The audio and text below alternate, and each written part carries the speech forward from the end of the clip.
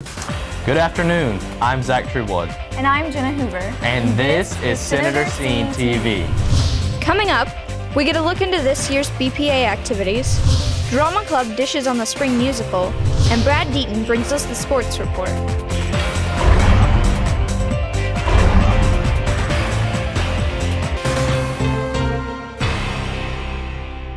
The West Washington Business Professionals of America started this year off with a bang.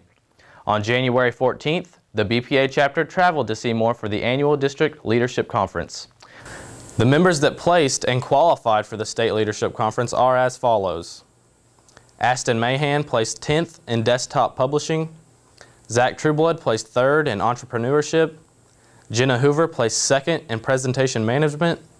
Whitney McKinney placed 2nd in Digital Media Production. Brad Deaton, Zach Trueblood, and Genna Hoover placed 1st in Broadcast News Production Team. And for the 4th year in a row, our chapter won 1st place for Video Production Team thanks to members Whitney McKinney, Chris Hale, and Zach Eckert. BPA members will attend the Indiana State Leadership Conference in Indianapolis, March 17th through the 20th, where they hope to represent our school well. The West Washington Business Professionals of America has no plans of just stopping at state. The members are working hard on their events and fundraising to make it to the National Leadership Conference in Chicago, Illinois, April 25th through the 29th. West Washington's BPA week took place February 13th through the 17th. The BPA sold personalized Valentines leading up to Valentine's Day. Then on the 17th, they collected money for the half-court shot at the basketball game. And they ended the week with a Valentine-themed dance after the game. Speaking of fundraising, the West Washington Drama Club is working on some fundraisers of their own.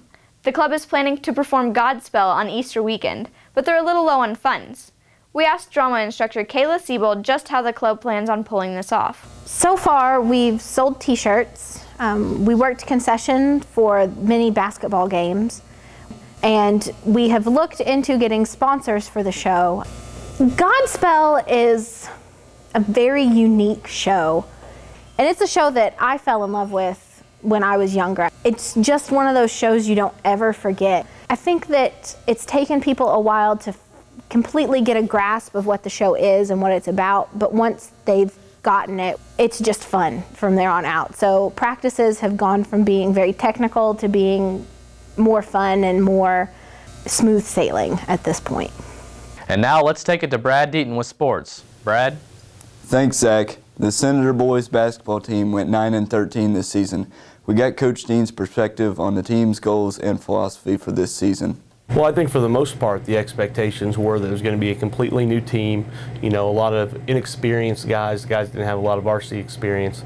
And so we would be learning throughout the course of the year, and it would be a building process all season long with the goal of improving and peaking by the end of the season around March.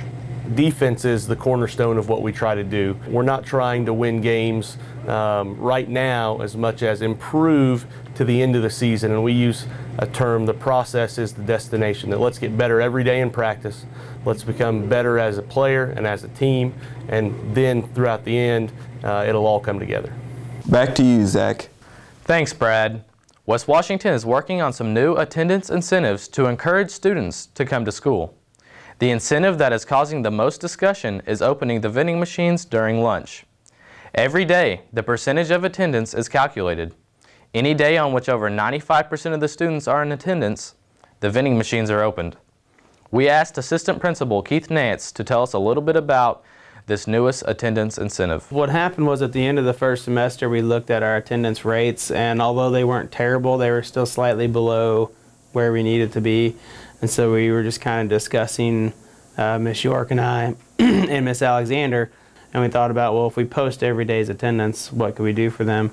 And then we knew a lot of students were not excited about the new policy of having the machines closed often during the school day. So we decided, when we reached our target number, that we'd open the machines. Since we started the incentive program, you can see that all of the classes have steadily improved, and we're all floating around our target rate, which is 95%.